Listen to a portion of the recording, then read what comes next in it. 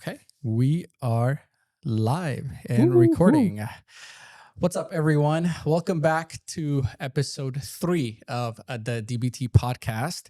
I'm back with my co-host, Roshan. Let's go. And today we are joined by Dr. Shreeya Parajuli, who is a board-certified pediatrician here serving Killeen and Georgetown area. She is currently, working in the pediatrics specialty, and she has a wealth of experience, in terms of caring for kids of diverse backgrounds. So we're very excited to talk to you about your experience. Thank you. Today. Thank you, Sujan and Rushan. And thank you for the beautiful introduction. It's a privilege to be a part of your new initiative. Yeah, I'm thrilled. Yeah. Well, we definitely appreciate you taking the time and willing to speak to us. We're definitely not educated at all in medicine. I think we grew up with a lot of different stereotypes. So, and also believing in us as well. Right? Yeah. I really would like to thank you from the bottom of my heart. I asked once, and to have people in your life where they're like, oh, you're doing this. Okay, I'm here to help. Right. And just that one text, and Dr. Parajuli was like, okay, we'll do it.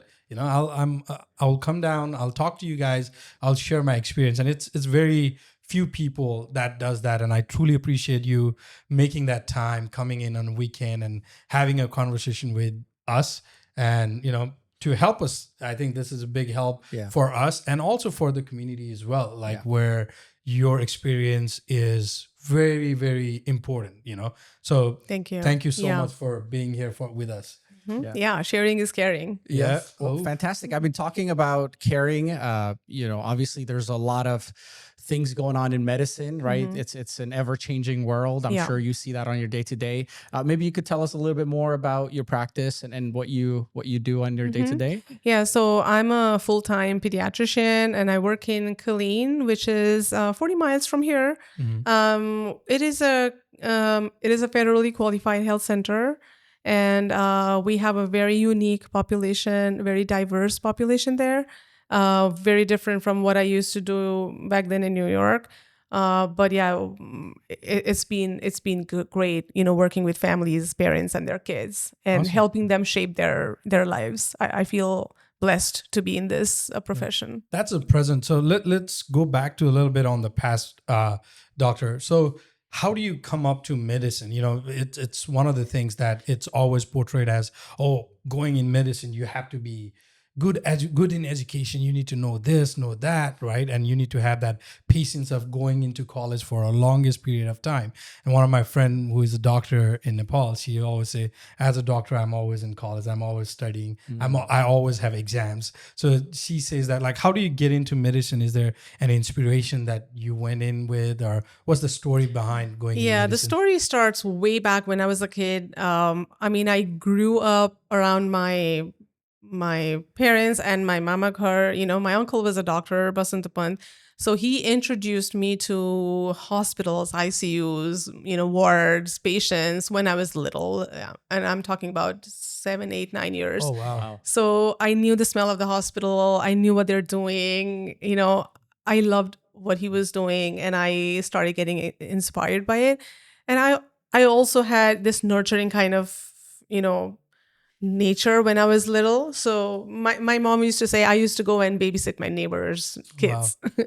Yeah. So I think that's where everything started. I think you were one of those students in class when you said my aim is to be a doctor. You mean it, not like me when I say I want to be a doctor. Yeah. It was just for getting a 10 marks on the essay. Really? I said it because my parents told me to say it. So it was not easy to decide to be a doctor for sure. I will have to say that because when I grew up, when I was done with my SLC and when I was done with my +2, I started getting an intense passion towards nature, conservation, wildlife also. Wow. So I had a hard time choosing, do I really want to do medicine? Do I want to invest my entire life for medicine, or do I want to do this newly found passion also?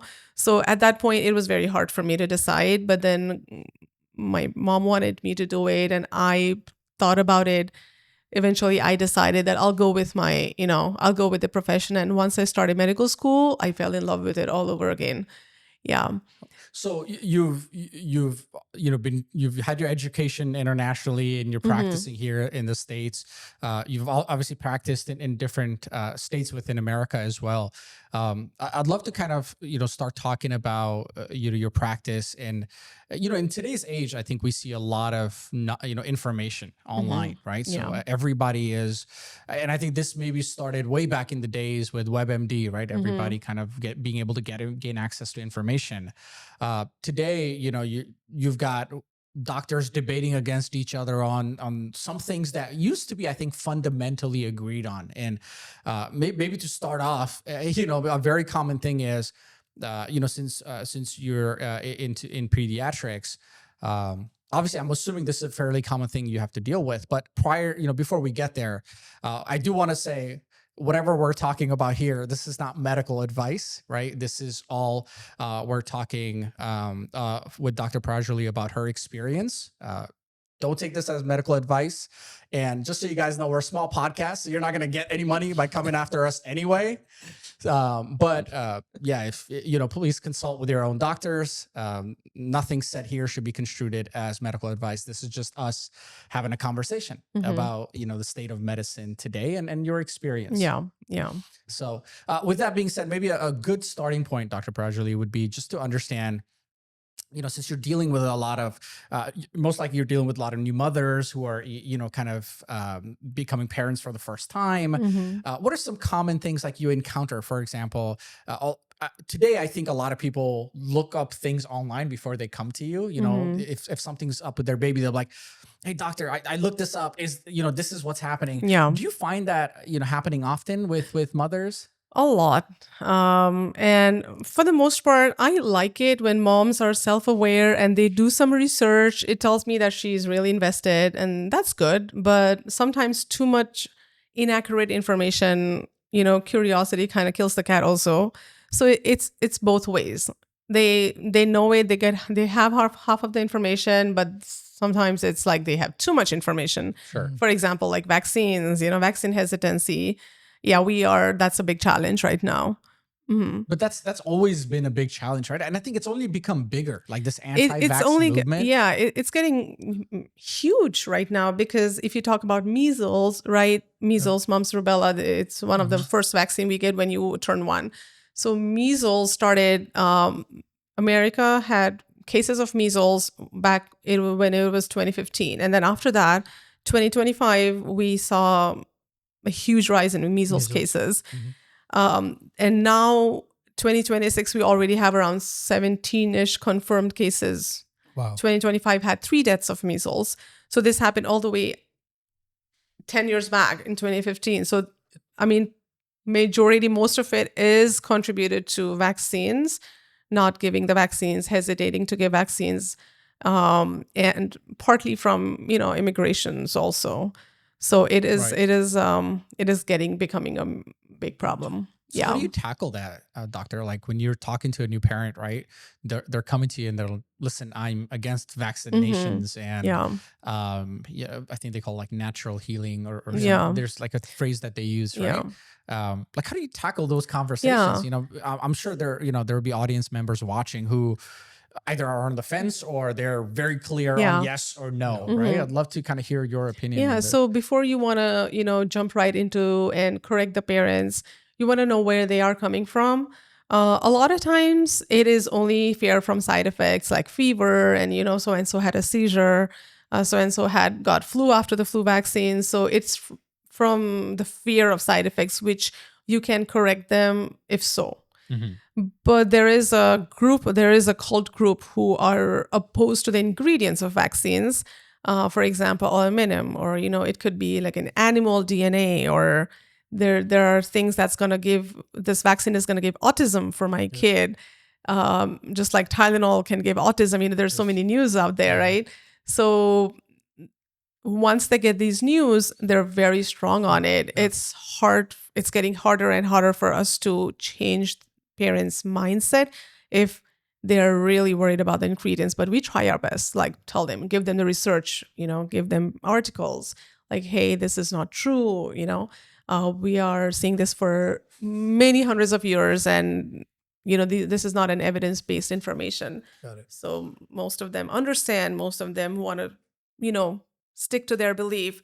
You cannot force them to put vaccines on their kids, and you have to respect their decision, and you give them time. So you can think about it, I'm laying all this information to you, go home, talk to your partner, because a lot of time it's like dad doesn't want to give, so it has to be a joint decision. So go home, talk to your partner, discuss about it, do more research, and when you're ready, come back to us. We're here. Yeah. And I think that also contributes to like a lot of social media influencers or like influencers that just because right now everything is all about that 3-second, 5-second hook.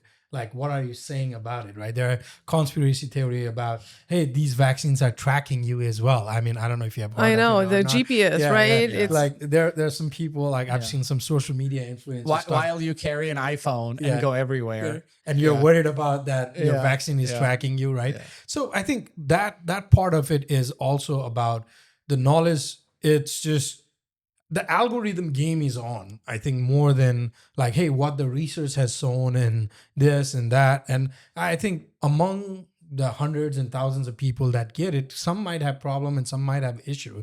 But that one issue has been presented as, like, hey, this has happened and this is what's going on kind of thing, right? So that's true. Yeah. So I think that algorithm part of it as well. And I think I see a lot of, social media doctors as well. Doctors coming into Facebook, giving opinions of them without violating HIPAA, of course. But at the same time, what are your thought process on like how this can be a change? Just because I know you said, hey, we need to give time and this, but the root cause I see on my point of view is like social media or like having to get that access of information very easily from others, right? Having a simple search and not being able to, I think we had a conversation one time about a vaccine as well, where I was kind of like, I'm kind of against it. And he's like, I think it was about something about like, this guy is not a doctor and this guy is a doctor. So you are believing this guy who doesn't have a degree, hasn't gone to college, and you're not believing to someone who has invested like 7-8 years of their time going into college, learning about things, right? So how do you differentiate that? Like, how do you educate on that part? What do you think? Educating, you mean like what? Yeah, like what's happening today, right? I think a lot of the misinformation, I think social media is the result of that misinformation, right? And what it does is it just keeps everybody in that bubble, right? Once you get into that bubble of vaccines are bad, social media keeps you in that bubble continuously. So changing your mind is a very hard thing to do, right? When you're the only person talking about one thing and then there are 10 other people who are like opposing you, that must be like a much harder thing to do now than before. Yeah, social media is definitely a part of it, but it's way more than just social media right now. There are a lot of articles, there are a lot of websites that's advocating against vaccines, and parents who do not want to give vaccines, they're not just following social media. And it's not just from social media, that I can definitely say. Got it. So they have, it's religious also. It's something familial, like we don't do it. Like all our generations have not gotten vaccines. My grandparents didn't do it and they have survived and they have lived healthy, and none of our family members got autism. So it's way more than just that. And it's a mindset, like you said, and it's hard to change that mindset. But once you do, that's the most rewarding thing ever. That's awesome. Yeah. So when you're dealing with parents and their kids, right? Are there like some general advices that you typically find yourself giving over and over again? Maybe some common things that you find parents like, hey, do this, don't do this, that you can share. I'm sure there'll be, some audience members that are looking for some generic advice on. Yeah, so if I start to talk, it's going to be, I cannot stop. But general pediatrics is all about giving advices. Okay. Most of the pediatric is about preventative medicine, right? Because kids come to you before they are sick. So we have a lot of visits for the first year, second year, and then going forward is once yearly visit. So based on their age, advices are different. So if you take a newborn, the advices for a newborn are going to be like, hey, make sure you're feeding your newborn exclusive breastfeeding or formula if you don't have breast milk. every 2 to 3 hours, right? Even at night, make sure the baby's not sleeping for more than 4 hours. If the baby's asleep for more than that, wake the baby up because the baby has to be fed. Wow, I didn't know that. Yeah, so babies they do not have a very mature liver, so the liver cannot store a lot of glucose and glycogen, so they have to be fed every 2 to 3 hours, Wow, even at okay. night. So that's the reason why you see sleepless moms, Yeah. The first 4 months I thought are, it's because the baby woke them up, not the other way. well, it's kind of, Together. together. Them Yeah. crying, being All this hungry. time, I thought moms were victims of this. Moms are the one waking the baby up. Babies have their personality. Yeah. So there are babies who are going to be sleeping a lot, but there Yeah. are babies who are going to be crying a lot. So all babies Yeah. are not the same. Same. So it's good. Like if the baby's crying, then for sure he or she is going to get a lot of milk. Milk. But there are babies who will be sleeping a lot too. And mom is going to say like, oh, I've got an easy baby. Let's let them sleep. So that's one advice. Yeah. By the way, we keep saying moms, but if you're a father, don't get offended. All right, you're able to go feed your baby. Babies. Too. Parents. Yes. Parents as general. Okay. Yeah. We don't want to get some angry comment from a father like, "Hey, man, I feel offended." Yeah. I feed my baby. Yeah, you're right. Yeah. Or You are able to foster. feed your baby as well. Yeah. So Yeah. you're more In than welcome general. to do that. So yeah, feeding is that, and making sure your baby is good. Making if there's a fever in a newborn, you gotta take the baby to the emergency. That's mandatory. You can't sit at home with a fever in a newborn. You cannot co-sleep with your baby. That puts the baby at a high risk of sudden infant death syndrome. Below 1 year, absolutely no co-sleeping. I know it is very cultural, not just in wow. our culture, but So what exactly is that, doctor? Like when you so said I know a lot of parents like to co-sleep means like have the baby on your bed and sleep with the baby. So that puts the baby at a risk of suffocation. You can roll over your baby, and the baby can roll over herself or himself on a soft mattress, right? So baby always have to be placed on their crib, back to sleep, a firm mattress, no blankets, no bumpers, no toys, nothing, just the baby, their clothes and their mattress. Got it. So that is called safe sleep. And once American Academy of Pediatrics started safe sleep, a lot of SIDS has reduced dramatically. Sudden infant death has reduced dramatically. Wow. Just a simple knowledge, but so profound. I mean, in our culture, right? Like that's a very normal thing where moms will sleep with the baby, Babies, and that's a very normal accepted Yeah, practice. we highly discourage sleeping with the baby. Yeah. I mean, there are a lot of things that happens in our culture, Roshan. Maybe this is a good time to kind of go over everything that we that was done to us. Maybe like I think to start with, overfeeding is love, right? Yeah. Like, oh, my baby is eating, like he eats anything and everything, right? Yeah. And like I think it's just not baby in general, with adults as well. Like where we come from, like eating more of something that's given to you is considered like, oh, he likes it or he loves me kind of thing, right? Yeah. Like He loves eating. Yeah, he Yeah. loves eating. So what are your thoughts on that part? Yeah, of it? so it's across the world, right? Overfeeding, because feeding the baby is associated with love, especially moms. Like you're cooking good food and you want your baby to eat all of it. So this problem begins when kids are 6 and up. Before they turn 6 months, they're usually breastfed or formula fed. So after that is when babies are introduced to solids, right? In most of the cultures, they start purees, which is minced fruits and minced vegetables.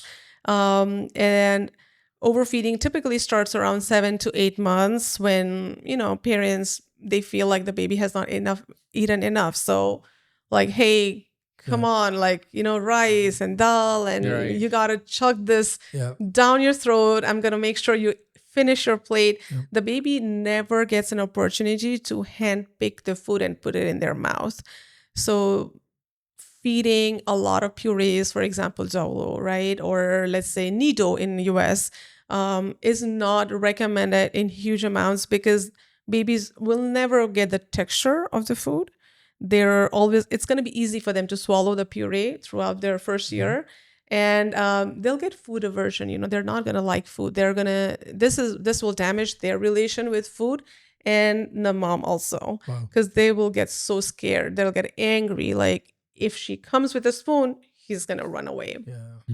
What about like talking about food, right? I think predominantly in the U.S., there's a big culture of fast food and convenient food, and fast and convenient doesn't necessarily correlate with healthy, right? Do you find yourself tackling like some early signs of like obesity? Like I'm assuming these are indicators, right, of early Yeah. signs of obesity. Any advice to mitigate that, or like parents are busy, right? I mean, you're busy, right? How do you balance making sure you're able to take care of yourself, but at the same time the baby, and practice these healthy habits from when they're kids, so they can grow up to be healthy adults? Obesity is huge. It's getting an epidemic right now, not just in the US, but mostly here. There is a lot of fast food. That's number one reason. Number two is too much screen time. Um, we have come in the time where kids are getting introduced to screens in their first year. There should be no screen time until a kid is 2 years of age.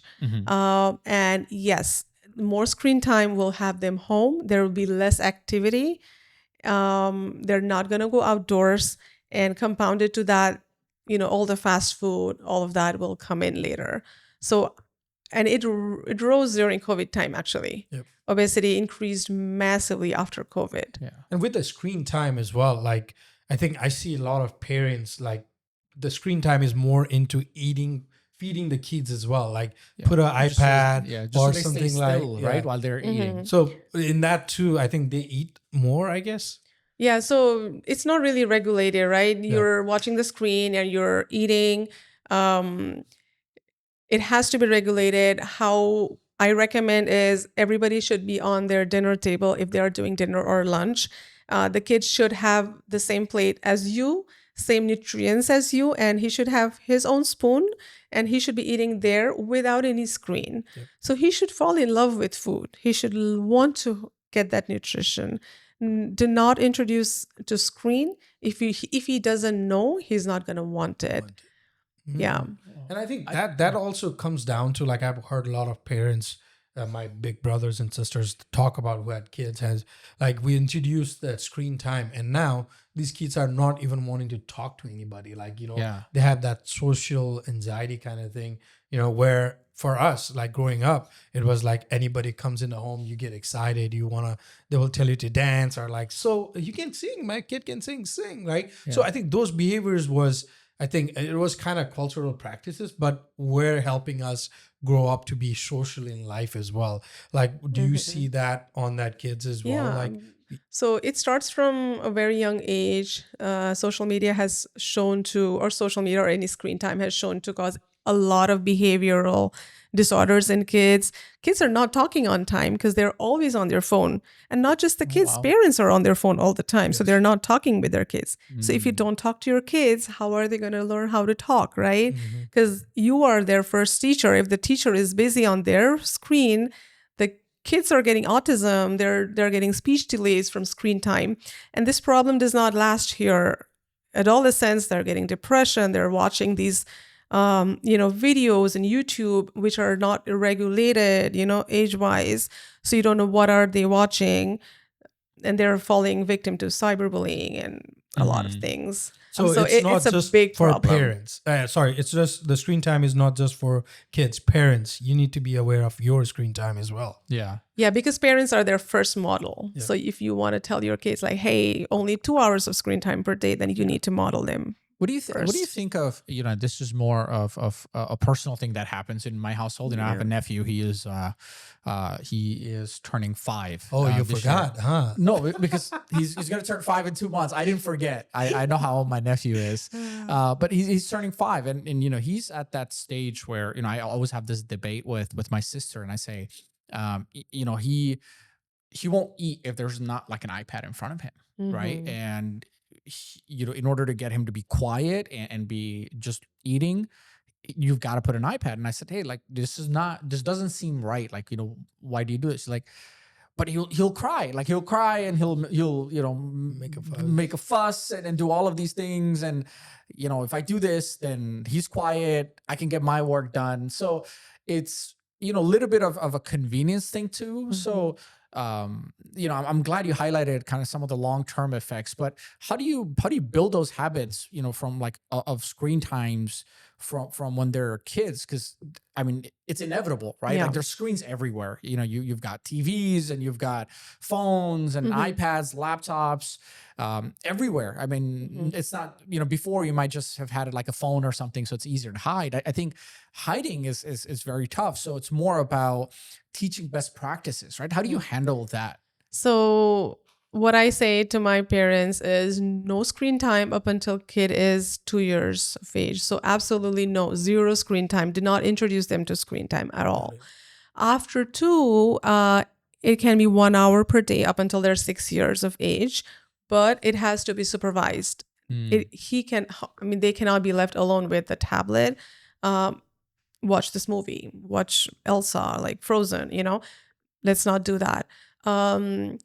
After they're 6 years of age, then the guidelines, and I say the same thing, 2 hours per day. But all of this has to be regulated by the parents. As a parent, I recommend you don't have to have, your life does not need to revolve around your kids all the time, but you have to be present there. You need to know what's going on inside and outside your kids' health. You need to be there. You need to show up, talk with your kids, go out and play, right? The more you spoil them, the more they're going to get spoiled. Reward system is very important for kids if you want to show positive behavior. Screen time cannot be the reward for them. I see. So that's how it starts, right? Yeah. So you're not eating. I want you to eat. And that's in their parents' head, and they want to get the kid to screen time because their parents think they're not eating. Yeah. So, it's a wrong reward system. Yeah. So if you fix your reward system, then the problem will stop early on. Got it. Yeah, that's very interesting. This is something that I always have a debate with my sister in, and she always tells me, when you have yours, you'll see how tough it is. And I feel like that's the final hammer. Like I have no comeback against that. I'm like, all right, you got me this time. But we appreciate you highlighting that. I think one other thing we want to talk about, in terms of instilling early good habits is fitness and exercise. Right. So, a lot of parents, get their kids involved in different type of fitness, whether it's swimming lessons or maybe some sports of some capacity. Is there like a recommended age that you start getting kids, that physical exercise? Yeah, early on also, right? When we have a toddler, the toddler is obviously always running around. When they are, I would say 3 to 4, exercise is important. You have to incorporate. I tell all my parents that, hey, you know what? Put your kids to classes, like some kind of sports, because that will shape the brain in a different way. A child who is in sports versus a child who does not exercise, you can just see the difference. Okay. Every aspect of their life is different, whether or not they are in sports or not. So, as a parent, what I like to say is before even you decide to be a parent, ask yourself, like, why do you want a child, right? What is the reason you want to be a child? I can ask you, do you want kids later? I can't make that decision right now. Now with that question that you said, right? Like, why do I want to have a child? Like, for sure, my family is telling me like, okay, time now, kind of thing. Like exactly. That's been happening in my family, right? So we went to Nepal this time, and we're like, a lot of people are like, oh, you guys have been how long? 10 years. Like me and Sabina, we've been together for more than 13 years. She was my high school sweetheart, right? And now people know, and like we've been there, and my parents, they know like we're gonna give them an answer, so they're not like what. But there's some extended family members where they will ask me like bluntly, like, hey, when? And I'm like, why you are like my first initial response in my head is like, why are you worrying about me, right? With I think things changing and all that stuff, for me, with everything going in the world, I don't know if it's the right time to have kids. That's what I feel like. That's my opinion, my personal opinion, right? And me and Sabina, I think we are in good terms in terms of that. We have had conversations, and we're good right now. We want to travel more. We want to have fun more. Just because we came in United States in a very small age, and we had to take few responsibility for our parents and overall to our extended family. So we're like, okay, now we're in a space where we can travel more, have fun more. Let's do that. And once we get tired, or if we get tired of it, right, and probably then another form of, I don't know, this is the right way to say it, entertainment will be kids. But have you thought about the benefits of having kids though? Number one, tax breaks. Yeah. Right? That tax return looks really nice. Number two, that kid is your retirement, right? So it'll, the quicker you have that kid, then you can put them to work and they can take care of you. Says the guy who hasn't married yet. These are exactly the reasons we don't want you to have a child. What? What do you mean? You are wrong. Like, this doesn't work. So you cannot have a child because this is your retirement fund or tax breaks, or What? you're bored. So I thought that was normal. No. What other reasons could be there? So why do you want to have a kid? You want to raise a human. You want to put values in a human. You want to give everything to that kid, raise them the way you wish you were raised, right? So you want to give a gift to the society, gift to humankind. So, something along that line, right? Not for your own selfishness, not so they can take care of you when you're old. They are going to be with you up until they're 17. And then after that, they're on their own. They will find their own purpose of life. So we started with the exercise question, right? So why I brought this up is because before you're a parent, have a vision of how you want to raise your kid. What all do you have that you want to give the child? If you are a basketball player, start the kid with basketball early on. If you like football, do that, right? If you are a musician, start introducing. If you don't know anything, that's fine. You can still have a vision of, you know what? I want my kid to learn this. I want them to learn these skills. So if you already have a vision of what you want the kid to do when they are young, it's not going to be that hard. And it's not going to go all over the place. He'll not end up with screen all the time. So I should not be thinking about my retirement with the kid. Unfortunately not. I guess so I have to open my own 401k? Yes. What do you mean? That's the whole reason we brown people have kids, is so they can retire. Man, I got to rethink my Whole life. Kids are, for sure, it's the way, they give you a lot of joy. And, once you retire, if you have your kids around, depression rates are way less with elderlies who have their kids around them. Okay. So it's a beautiful blessing, but it cannot just be for your own reasons. Yeah, and that's a statement I hear from a lot of people. Like I've talked to a lot of people, and people who ask me about kids. I've asked them like, why do you want me to have kids? And they will say, let me tell you, it's a lot of work. You'll do a lot of work. There will be times you're like, oof, but there's a different kind of joy. There is a different kind of sense of responsibility that you have towards the kid. And you see your parents different. There was one of my friend who was in Germany. He just had a baby, and I was talking to him, and I was like, I cried to my mom just because what my wife went through. And once that baby was in my hand, I realized what my parents have done for me. And I'm like, just holding a baby. And it put me into that thought process of like, wow, like people change, and I've seen a lot of my friends whose sense of responsibility had changed from partying on the weekend to like 5 o'clock, man, I got to put my kid to bed. So, those kind of things also changes the parents as well. Right. And I think when we're talking about gyms and exercise and all that stuff, I also want to talk about like things that are happening with, I would say, like with GLP-1s and all that stuff. I've seen new moms using that to lose weight postpartum. Also, there are some people who are using it for sugar maintenance, the diabetic maintenance as well that I've heard. What do you think of those kind of things, using GLP-1s or peptides to lose weight in a very fast manner? What are your thoughts? Mm-hmm. So I'm not much exposed to pregnant women because it belongs to the field of OBGYN. But I can definitely say that There's a lot of there's a big pharmacy out there with weight loss medications. With pediatrics, though, if you ask, it is definitely changing the shape of obesity for kids, though. I would say in a good way, because after COVID, especially, we had a huge surge in obese kids. BMI greater than 99 percentile. That's insane.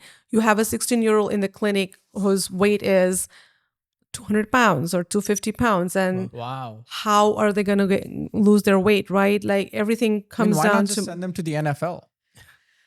I mean, yeah, it's hard. It's not as like, easy. Is that not talent, or they're just like obese? Like It's obese? mindset. Yeah. The entire family has to change in order for their kid to change. Yeah. So you can be Netflixing all day and wanting your kid to go out and be in an NFL, right? So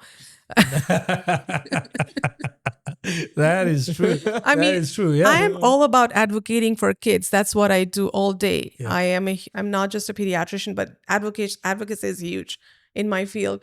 And everything starts from parents, not from the childbirth, but from their womb. Mm. It's called Garbha Sanskar in our religion, but it is called epigenetics in science. How the child has been in your womb is going to determine their life. Wow. So yeah, it's very important that you take care of how the environment is. Mm-hmm. Okay. Talking about kids, maybe we can focus a little bit on our educational system too, right? When they're going through their schooling, pre-K, kindergarten, have you noticed like anything that perhaps like, or maybe from like an educational perspective that we don't cover today that would be worth covering to kids? Like Like some topics, or one thing I say, maybe not necessarily with kids, is we don't do a good job in our educational system of covering finances, let's say. Oh, right. Okay. That's more of like on the adult side. Do you see anything like that on the pediatric side? Absolutely. I would say a lot of mental health education would be great if we could incorporate in education, besides whatever is there already. Habits, how to instill good habits. Obviously, education about managing finances would be great too.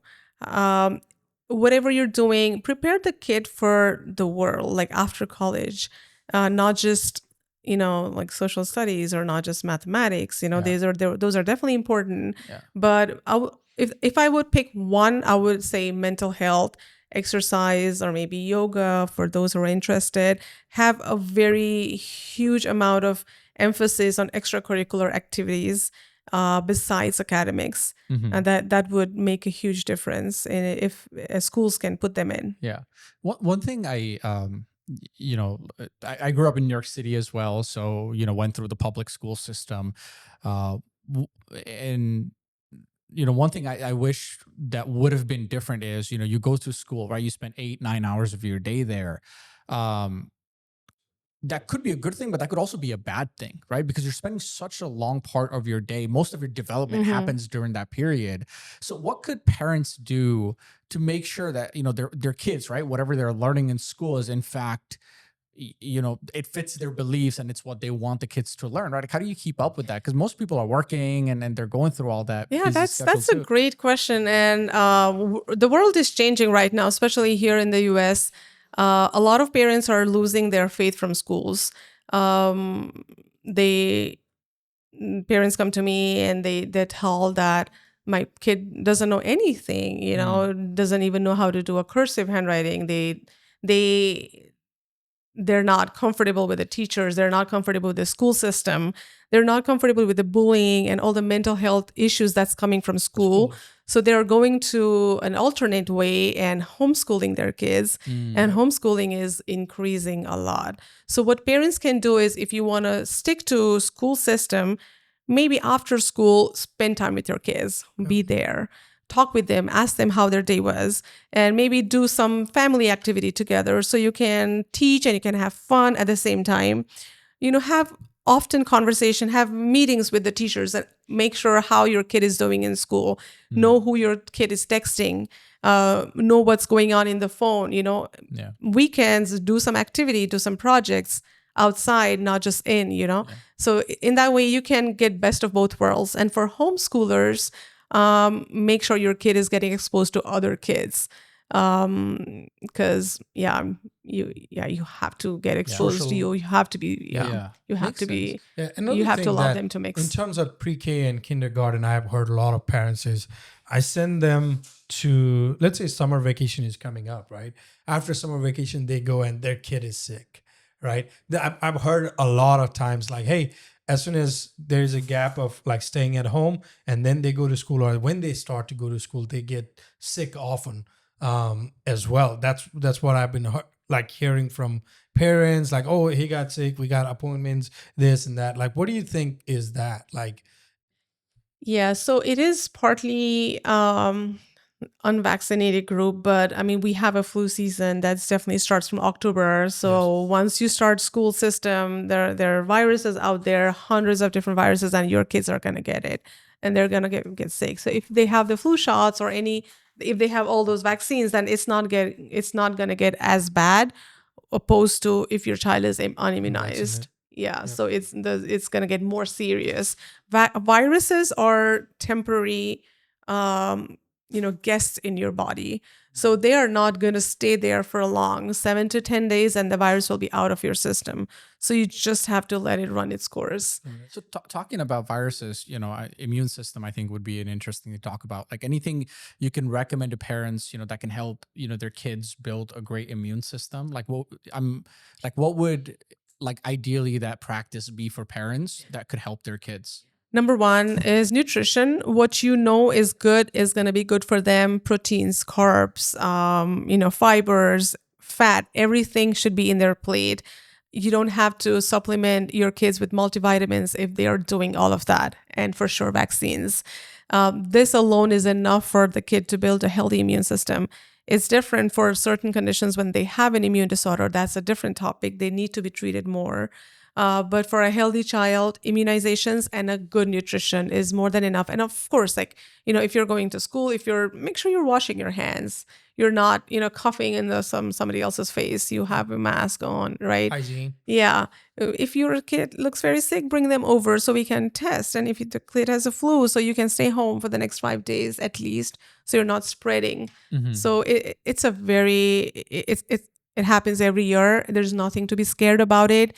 You just need to let it go, let it exit from your system, and make sure the kid is like drinking and hydrating themselves and not dehydrating. And of course, if you're always worried, you consult a pediatrician, right? And Bring your kids to the doctor. Wear a mask. There's always I've always heard about it. Like, am I raising my kids right? The thing that with parents, they all are like, oh, they are doing this, with the comparison now in social media, and also with parents is like, oh, my kid is doing this, he knows how to do a sign language, what about your kid, right? That comparison is also one of the things that I see a lot of parents who are like, oh, my kid is not doing it, having that questions. I think going to a pediatricians or doctors and having that conversation to the expert will help more than just like your Google search, AI, or asking for a friend who just had a baby, right? I think we tend to do that a lot. I see that in real estate as well. When people call me and we're like, oh, my friend just buy a house.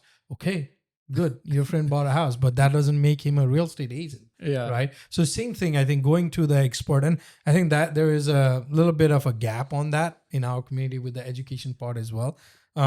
Also, like as a doctor in community, like what are the things that you think that we are doing in terms of myths as a parents? What are the things that you can tell us that are considered like our culture or our community says you need to do this, but that are actually wrong? What do you have a few things that you can share with that? One of the big myth is too much milk. Milk is the best option of food for a baby, right? So yes, milk is needed, but up until they're 6 months. After that, milk is not the only option. It's not enough. So what happens is milk has calcium, right? And when a kid gets introduced to solids, which is different every meal, like meat and pasta, everything. So the calcium in the milk will interfere with absorption of iron. So the baby will get anemic. So the cultural practice that milk has to be the sole form of nutrition is wrong. Give milk after 6 months for sure, 3 to 4 times a day. That's okay. But the baby has to be eating solids too with it. Milk cannot be more than 24 ounces after the baby turns 1. So after 1 year, it's only 2 cups of milk a day. That's what I like to tell my parents. Not more than 2 cups a day, because I myself remember my mom, she would get upset if I didn't drink milk. They're like, did you do me? If I get sick, you're not drinking milk. If I exceed, that's all because of the milk. My mom had the same thing, but it was with jackets. My mom, she would like call me every day. And, whether it's hot or cold, she'd be like, hey, make sure you wear your jacket. And, I'd get sick and it's like, you don't wear your jacket. That's why. One day I came home, I sprained my ankle. You don't wear your jacket. And I was like, I don't think that's how it works. And until this day, it's something like. I'm doing that to my parents right now with drinking water. So they will say, hey, I have a body ache. You're not drinking water, right? So every time I take them to a doctor, that's what I've been told. Like inflammation is more about hydration, right? And anything they say, not drinking water, not exercising. So, and for me as well, for them, so we just went in a walk this morning with Mayor of Manor. It was a walk and talk with Mayor. So I was like, let's go. You guys are walking, let me go walk with you as well, right? And then when we walk, it's a different scenario to be out there and learning about society at the same time, being off of a screen time, right? So, and another thing, like I have a friend who is into optometrics business, right? My wife, she was a optician as well. And she said like next 5-10 years, optician business is just going to keep on growing with the screen time and all that stuff. Yeah. Right. So if you look at it, and it's just not on the kids, like us Is adults that as a well. real thing, doctor? Like, so, my parents would always tell me like, hey, much screen time. you watch too much screen, your eyes are going to go bad. You're going to have to wear these big glasses and you're going to lose your eyesight. Is that a real thing or is that a myth? So partly it is genetic too. Yeah. But if you are spending a lot of time looking at screen, that is definitely going to put a lot of strain to your eyes. Okay. Me, myself, I started getting prescription glasses once I started doing USMLE, which wanted me to stay in the laptop for 16 or even more hours a day. So Wow. it definitely has an impact on your eyes. If your eyes are strained too much and if you're looking at something that's very close to you for a long time, that'll definitely change the refraction. Got it. So is that something like you see with kids that like have a lot of screen time that, early on in their development, like, do you find kids Yeah, it getting is. glasses It is more hard to often? say that it's from screen time, but Yeah. yeah, we do have vision problems coming early from 4 years and up. Wow. We cannot say exactly if it is from Sure. screen time.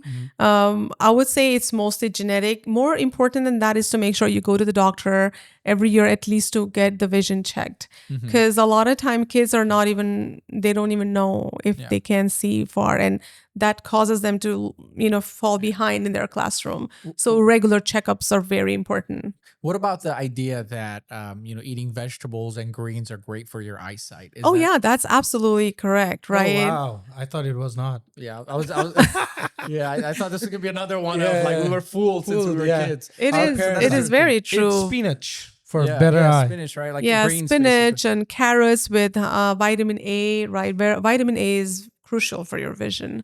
So Okay. anything that's vitamin A is good for vision. Oh, fantastic. So, one of the last topics I want to cover is, whenever I walk through the mall, for any reason, I notice a lot of kids like stores, right? I mean, you see so much more businesses popping up that are like, dedicated towards kids. Do you see anything, that is like a fairly accepted practice when it comes to kids, whether it's toys or products that perhaps like might not be the best thing for their, for parents to buy for their kids? Yeah, this is a huge topic too, and pretty important, right? There are different school of thoughts with toys. I like to tell parents, hey, do not introduce maybe 2 new toys a month. Let them be creative and make their own toys. But when it comes to toys, it also is important to make sure that you're reading the choking hazard disclaimers when you're buying toys, because and also make sure that it matches with different ages. So for example, you have a 6-year-old who loves to wear beads all over, right? All those little clips in their hair. And you also have a toddler who's just learning to put everything in their mouth, nose, ears, any opening you have. So make sure the toddler is away from those toys that they can put, right? We have a lot of cases in the ERs coming from foreign bodies that we call beads in the ears, stuck in the nose, and they swallow batteries, hazards. They're swallowing batteries, which is a life-threatening emergency condition. Wow. And so it's very important. With toys, choking hazard, it would be the message I would like to give. Keep all these batteries, especially the magnet batteries that kind of stick to each other.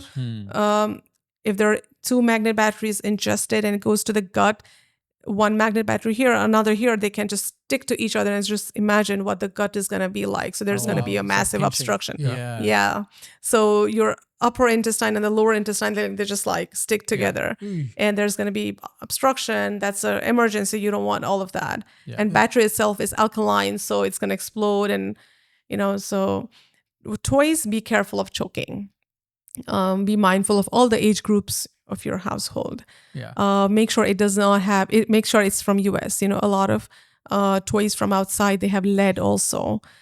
We have seen a lot of lead poisoning in immigrant families, kids who have raised outside US. So they're putting things in their mouth and they may have lead in it. So lead gives you anemia. It also is harmful for your neurodevelopment. Lead is also found in a lot of other food sources. So everything in here, it is, FDA approved and it is lead free, but know what you're giving your child. Okay. Maybe the last topic we can cover, doctors, sleep, right? And the importance of sleep. Kids, I can't say kids in general, but my nephew doesn't want to sleep at all. Like, putting him to sleep is like a job, like a tough job. And you actually get like a big satisfaction once he goes to sleep. I mean, it's that difficult, right? Obviously, sleep's important, right? I think more and more educational studies show that one of the best ways to improve your lifestyle is to make sure you get good quality sleep. How do you, take care of that in kids, and how do you instill those habits early? Especially with kids, they don't want to go to sleep. So there are a lot of reasons why sleep is disturbed in kids, and it comes with different ages too. For an otherwise healthy kid who's not sleeping, it could just be that there is a lot of screen time before bed. So no screen time 2 hours before bed, or no dinner right before bedtime. Try to wind down, right? You don't get into heavy exercises before bedtime. So these are good, healthy practices you can do for good sleep. Another is there are certain groups. There's a thing called ADHD, which is attention deficit hyperactivity disorder. Kids with ADHD are very hyperactive and they have a hard time falling asleep. So if there's any sleep problems with your kids, take them to the doctor.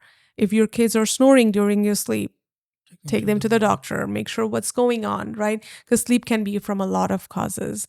Behavioral, lifestyle to ADHD, and maybe just insomnia. Maybe the kid may need extra help to sleep. So I would recommend take the kids to doctors, and have them checked up. I think 2 topics before we wrap up that I want to touch base on. One will be the AI, like how is AI changing the pediatrician practices, or like how are parents using AI for their newborn kids and all that stuff? Like, what are you seeing in terms of, just because it's a very hot topic right now in every sector, right? So I just wanted to get your point of view in terms of how AI is changing the medical practices that you guys are doing. Yeah, so AI is definitely has made its way to medicine, not just now, but way before, for example, monitoring the baby's heart to vitals like respiration. These were AI. Recent years, how AI has changed is mostly in my practice, interpretation services. They've shifted to AI. Initially, we used to have in-person, or it started with in-person interpreters, right? And moved to video interpreters, telephone interpreters, but with a person. Now we are moving to AI interpreters. And it's actually so much better. Yeah. Wow. It has made my life so easier Wow. because there's no interruption. There's no like dogs barking in the background from the medical interpreter. There's no door slamming or kids pulling. Yeah. There's no disturbance, and the AI. So for me, it's the interpretation. And another big field where AI has come to medicine is by catching the entire conversation in the room Charting. and charting. Oh, wow, Exactly. yeah. So we don't have that yet in our clinic, but a lot of other clinics have started it. And I feel like this is best for us because a lot of doctors' time, it goes to charting. And now all the conversation that happens can just be transcribed. And you can spend more time with the parents, right? And if you forget something, then you can just it's going to be there in the notes. Those are big ways how AIs have changed our life. Is there anything that we have missed and you would want Actually, to? I have one thing that maybe, doctor, that we haven't covered, and that's medication, right? So, we're in this age where science has come so far. We've got medication for almost everything out there, and part of what has happened is over medication as well, right? So we've gone from we have a group that refuses to medicate and vaccinate. Then we have a group that is somewhere in the middle, right, where they're reasonable about some things. And then we have a group on the other complete opposite, I think, where they over medicate. Something happens, they're quick to give their babies medication, or their kids. Like how what advice would you give to parents, right, in terms of this? I wouldn't say epidemic, but there's definitely a big concern about medicine and the reliance on medications rather than letting bodies heal naturally, right? So this is so right now we are at a state where a lot of parents are wanting natural ways of childbirth, to no vaccines, no vitamin K, right? Not wanting Tylenol, not wanting Motrin, and all of that. So for kids, if there is a healthy kid, if they have a fever, for sure, go ahead and do Tylenol. If it's a newborn, if we say the newborn needs vitamin K, go ahead and do the vitamin K. Because there are going to be complications by not doing it. If you're taking your kids to the ER and the kid needs medications, go ahead and, trust the process, trust the medicine, and go ahead and, let the doctors do their practice medicine. So there is hesitancy behind not giving medications, but there is also over prescribing medications too from medical point of view. There are providers out there who are over prescribing antibiotics. So you just need to be mindful about that. As a parent, if it's a viral illness, like just runny nose and cough, it doesn't need antibiotics. So be aware of that and don't seek antibiotics from doctors, because that's going to build a resistance in your kid's body. And it's going to be hard for the kid to fight infections when they're really sick. Yeah. How do you I mean, I'm glad you brought up the topic of providers that overprescribe, right? There's a theme of providers are now getting these kickbacks from these pharmaceutical companies, and that causes a bias for them, right? Or conflict of interest rather, where they find themselves prescribing that medicine. I think a lot of the parents on the side of, hey, I don't want to vaccinate, I don't want to medicate, that's one of their problems, is how can I trust the provider if they're taking medication from pharmaceutical company and then they're prescribing that medication, right? Like, how do you deal with that? Because trust is a big thing, right? In your practice, how do you? Right. So it's not so prevalent, at least in my practice, taking medications from pharmacies and prescribing that is not allowed. You cannot do that. It's basically, what do you say? Like like you're getting bribed, right? Right, It's exactly. not. No, yeah, Exactly. that's a big no. But yes, overprescribing is happening a lot for antibiotics, though. I don't think so. There is any provider who's overtreating beyond that. But yes, antibiotics is being prescribed a lot for unnecessary cases. And as a parent, I would recommend you to be mindful of it.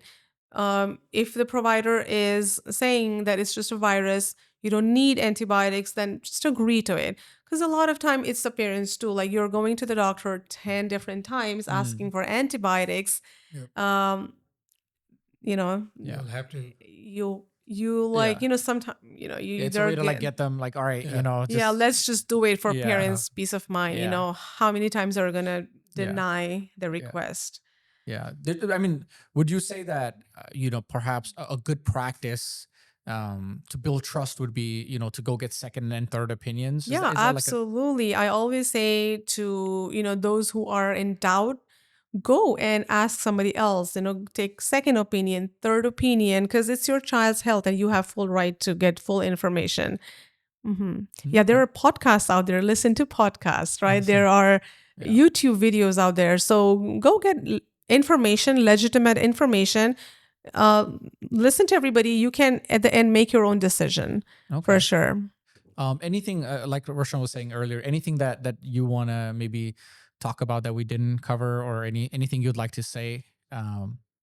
I think we're good. Yeah, Okay. we did touch a lot of aspects about, I would touch base on the screen time, going over to that. So I know a lot of families are struggling to understand like what exactly is the right amount. So below 1 year, below 2 years, there's no screen time. And after that, there are websites called healthychildren.org. There are websites like Common Sense Media that helps you guide how much screen time your kid will need and what kind of movies based on their age that you can show your kids. So there are a lot of websites like that, and you can just search AAP, Healthy Children's Common Sense Media, and you'll get a lot of information about it. And the idea is when they have screen time, you should supervise them, not just put kids mode on and leave them Right. loose. Up until 6 years, absolutely supervised. And even for teens and adults, like teen kids, make sure what's going on in their phone. Okay. Yeah. Well, I think, that kind of wraps up this episode of our podcast. Thank you. Dr. Parajuli, thank you so much for coming and taking the time to speak to us. We learned a lot, huh? Awesome. It was a lot of very things we thought were mindfulness. myths, that turned out to be real. Yeah. Some things we... Suzanda is going to start 401k now. Yeah, I gotta set that up. I don't know. Yeah. No tax breaks and no 401k. I gotta follow the doctor's advice on that. But hopefully you guys got a lot of information and a lot of productive information. Like you said, none of this is medical advice, but this is from the doctor's years of practice and knowledge. She's sharing some general tips. But if you ever have any questions, you consult with your own medical provider. Any emergency, you call 911. Don't message us. Don't call us. We're not going to answer. We don't have the budget to do anything. Okay. But if there's anything we didn't cover, or if you have any questions, please feel free to leave that in the comments. But with that being said, Doctor, once again, thank you so much for your time. My pleasure. And, thank you. It was you great so talking much. to Yeah, both of this you. was such a productive conversation for us. I personally learned a lot. I'm sure Same Roshan, here. like And for our viewers as well, I think you have a lot to learn. If you're seeing this in a short form like reels and all that stuff, please go look at YouTube and listen to the whole thing, just because it has wealth of information. If you are a new parent or you want to be a parent and you have that question, why should I be a parent? That has been covered on this podcast. And with that, please like, subscribe, and comment, and that will help us bring such great guests like Dr. Parajuli here. We really appreciate the time that you have given us, and we are hopeful that we'll do such podcasts more often. Right. And with the questions that you guys are putting in comment, it will be much easier to send it to Dr. Parajuli and say, we have these comments, let's do a podcast again, right? Yeah. So with that, I think signing off, DBT podcast. All right. Keep us See you guys watching. on the next one. Thank you.